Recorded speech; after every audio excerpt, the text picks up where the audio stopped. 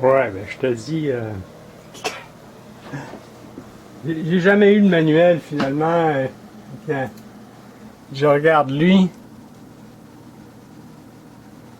puis dans le manuel, il présente son manuel rendu à un moment donné, il dit tu prends le fil rouge puis tu le mets sur le reset. Mais ce que je comprends pas, c'est que ça, c'est pas le reset. Le reset, c'est la troisième pin ici, puis la cinquième pin ici. Puis c'est R54, on a mis un jumper. Il présente un jumper ici. Et voilà. Donc là, il prend R54. C'est qu'il prend ce fil-là ici, le reset de ce CPU-là qui s'en va probablement au reset du gros board MIDI. Il prend le reset qui est R54 puis il l'envoie là, à cette ligne-là ici. Ça, j'ai compris ça.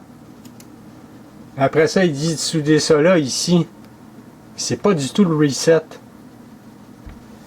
C'est pas la ligne du reset. Fait que je sais pas comment que son affaire fait pour marcher. Moi, ce que j'ai fait, c'est que j'ai mis le fil à R54. Fait que là,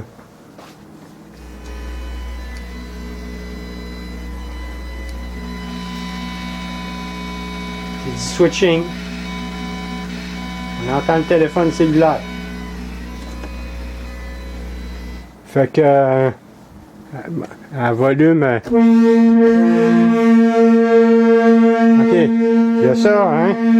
Attends, il y a mieux que ça. Le keyboard ne fit pas. Je peux pas fermer le case. Il y a des vis ici. C'est trop haut.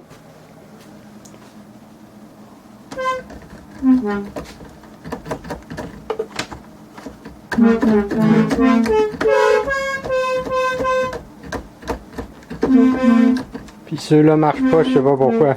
À cause de ça ici. Ceux-là marchent pas.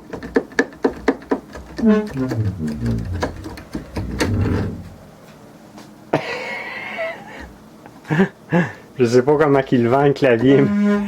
C'est une insulte totale. Il y avait les deux notes ici avec les choses, avec tous les trucs. Il a tout cassé les bidules. Puis ça, c'était par en haut. Puis là, lui, qui met son reset là, je sais pas pourquoi il est là. Le reset, on le voit ici. Le Zilog, là, c'est la troisième pin ici. Puis cette trace-là, ça en va par là-bas. Elle n'a absolument rien à voir avec ici. Fait que... Puis si je mettais là, ben lui, il partait pas. Il n'y avait pas de reset.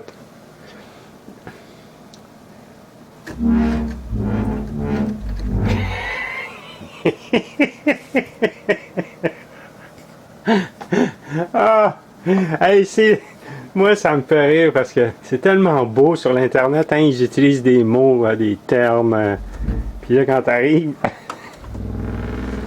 puis là, fouille-moi pourquoi ceux-là marchent pas là. Bon.